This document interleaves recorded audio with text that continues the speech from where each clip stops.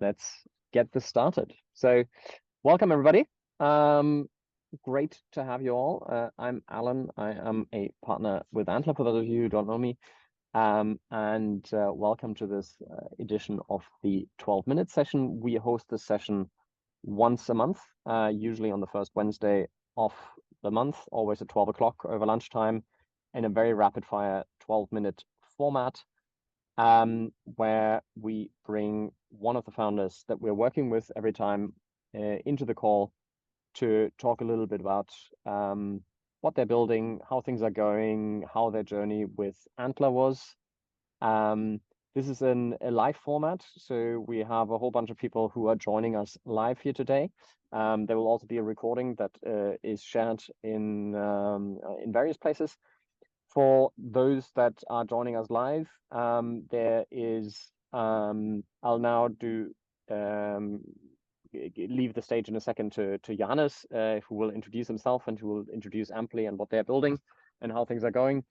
And afterwards, I'll have a number of rapid fire questions that I'll be firing at him. And thereafter, we have time for live Q&A from the audience. So please do submit your questions through the Q&A functionality, and then we shall pick them up in due course.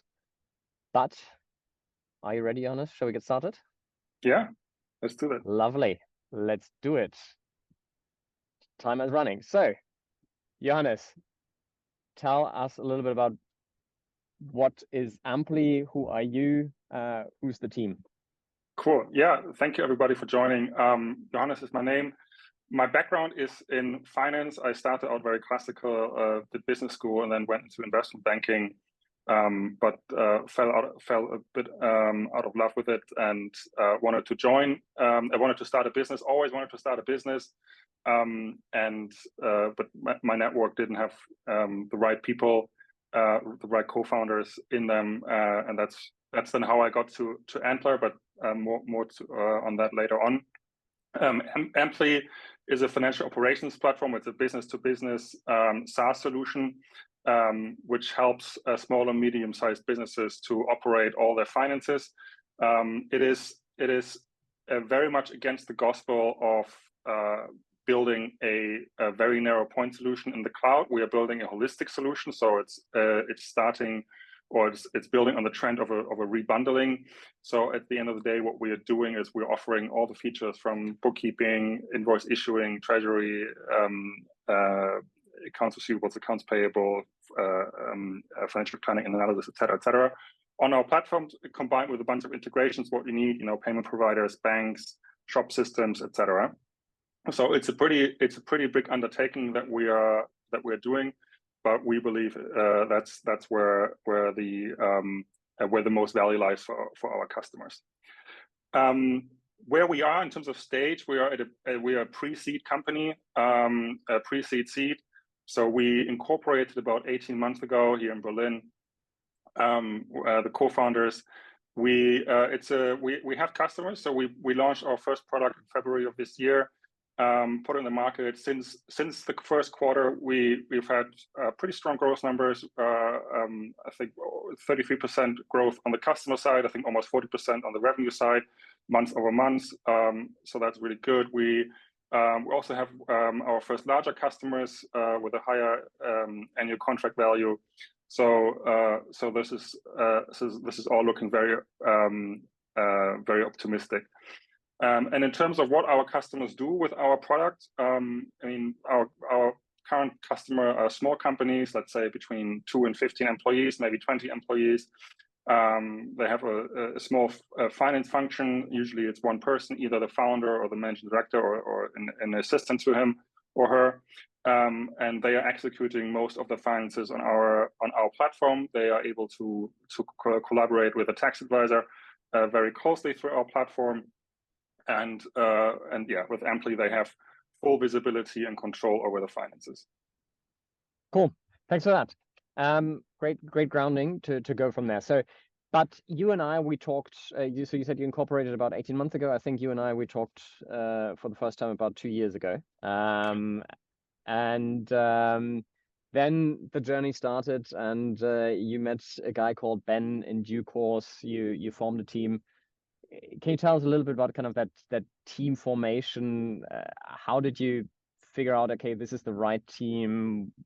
What was your process? Yeah. By the way, it was pretty much 2 years ago that we talked for the first time, and back then I was pitching you a different idea. I think it was real Yes, estate I do remember. sustainability. Yeah, things change. So I in the interview I pitched my idea back then. Very grateful to be able to. I was able to join Antler, and I think the single biggest or most important advice is something you gave the full cohort, I think, on the first day or the second. So that on the first day, everybody gets in, everybody starts to network, and most people have some sort of an idea. You don't need to have an idea, obviously, to go in, but obviously people have thought about founding. So the next thing, okay, I need what interests you, and and also, so people immediately go and say, oh, I want to build in this, and I exclude these topics and stuff like that. And I think you said leave the idea at the door and focus on the founder. And that is the best advice that you can give anybody who joins Antler, is to fully focus on the founder and leave the idea at the door. Doesn't have to mean you have to discard it at all, but just focus on the founder, focus on the process, because at the end of the day, that's by far the most important thing. So on the first day, I was still pitching my real estate idea to a lot of people. Nobody really seemed to like it. The second day, I didn't pitch it at all and only talked about my interests. From what real I'm estate about. to finance, you go from one sexy topic to the next. Yeah, exactly. So I focused on that, and you quickly then see through all the challenges that you do and the social networking, and obviously it's a very busy time. It's a very condensed time that you spend with all these other founders at Antler, but you quickly see who could be a fit. And you have people that sort of have Excel spreadsheets and lists and rankings and all the rest of it. I'm very much a gut person. Like I listen to my gut a lot, and very quickly, my group of people that I wanted to explore a bit further was quite short. Ben was number one, my co-founder. So I really tried to kind of work with him on specific topics. I went for a drink with him to kind of meet him in a social context. And then once we sort of liked each other and we said, yeah, this could be really interesting, we then sort of flipped over to idea generation and what we can do there. To be fair, Ben brought a rough idea of what we're doing right now to the table, and then I have a finance background, so that was very easy for me to really like as well. And then we expanded from there. Fair enough. And there you're already kind of touching on my next question, like how do you decide that an idea is the right one and that this is the thing that you want to dedicate the next decade of your life to? Kind of talk us through that process. Yeah. So Ben and I, we both agreed on that we want to do something big. It's some people might find it arrogant, or I don't know, but we always said, okay, we want to do something big. We want to build a proper company. We don't want to just build something and then just an app and then sell it or something. We want to build a big company and a big vision. And we always said we want to create value, not necessarily value in terms of monetary value for ourselves or as a primary focus, but creating value, creating a big company, having employees, and they can sustain their families, they can buy their houses with that and all the rest. So that was always our main drive.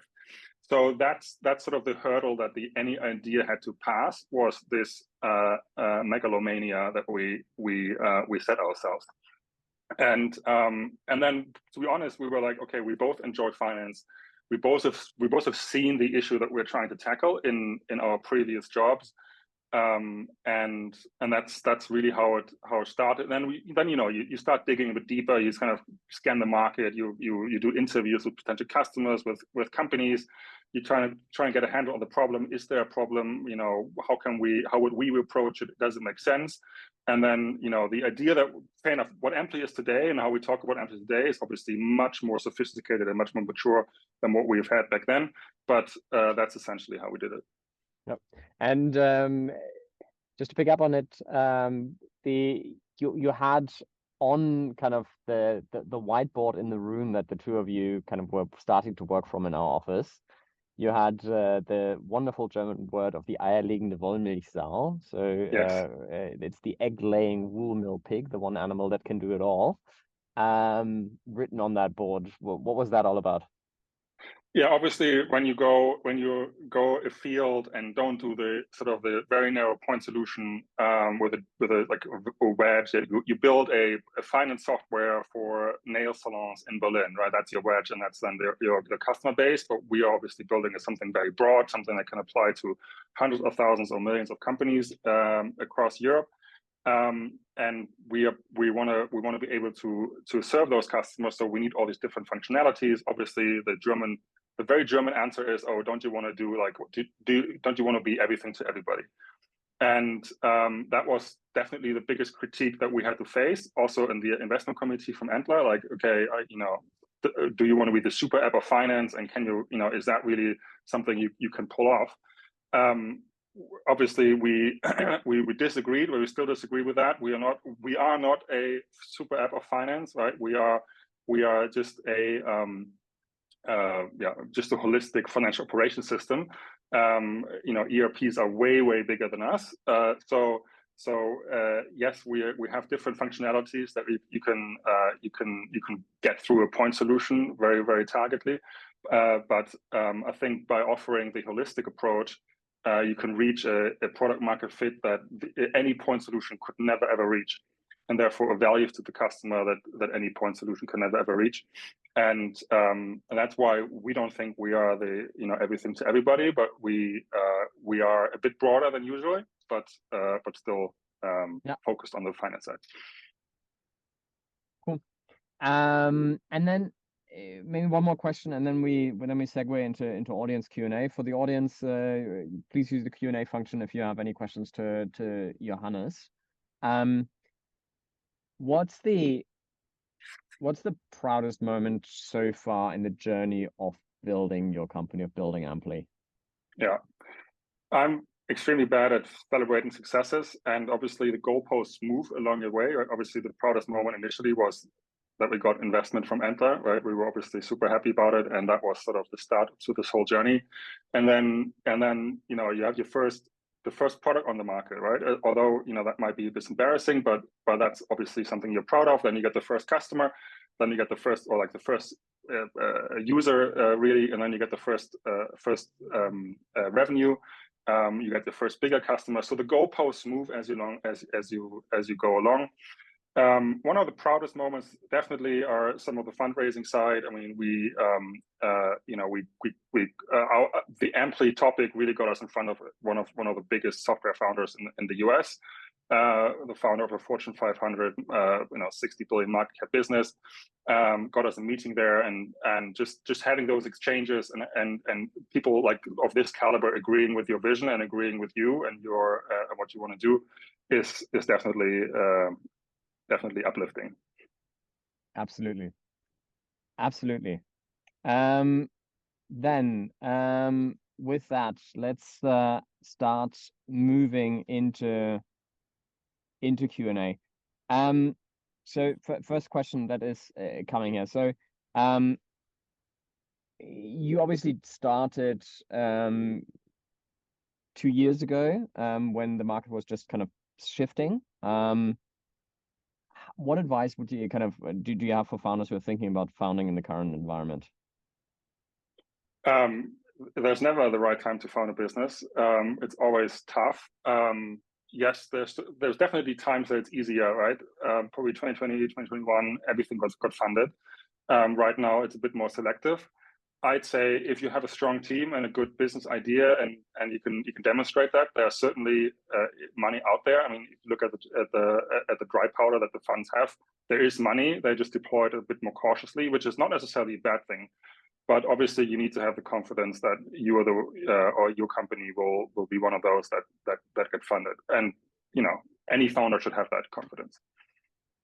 Cool. Oh wow, that's an interesting sound here. So we're up on time, but let's take one or two more questions if you have the time. And kind of what's the most valuable kind of thing that you got through Antler? To be honest, when I joined Antler, I had an idea of what starting a business means, and in a VC world, a venture case, but I definitely learned a lot during Antler, like anything from like what is a VC case, what are investors looking for, etc. So that whole sort of education was extremely valuable. And number one, number two, teaming up with Ben. Definitely, I mean, if I hadn't joined Antler, if I hadn't met Ben, there would be no Employee. So extremely valuable. There's also the so Ben and I both have a finance background, so we're not software engineers, right? So we didn't have a software engineer. We were able to find a third co-founder, an engineer outside of Antler, and then with the help of Antler, we were able to vet that engineer and to go through the whole process, and Antler supported us. So again, extreme value add. And then post-investment is just this sort of continuous exchange and support that Antler gives you, gave us, or is still giving us in terms of network for fundraising, customers, etc. Extremely valuable. I cannot stress that enough. You need to have people on your side when you start a business. You need to have people that believe in you, and having someone like Antler that has your back in good times and in bad is super valuable. Thank you. That is extremely nice to hear. Great. Any parting words of advice from you? There's a bunch of people here in the audience who are about to embark on their Antler journey in about 4 weeks. Any advice?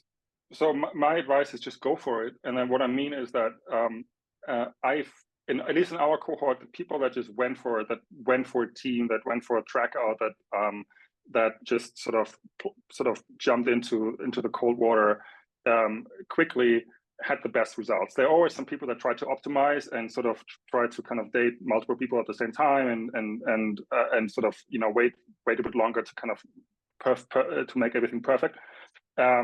At least in our cohort wasn't the best approach. So my advice is just go with your gut and go full steam. And once you have a team, demonstrate traction. Right? That's super important. Demonstrate traction and whatever that may be. But those are my words of advice. Thank you. Thank you for that, Johannes. Thanks a lot for taking the time and joining. Thank you everybody else for joining, for listening in, and looking forward to speaking in due course. Thanks, Johannes. Speak soon.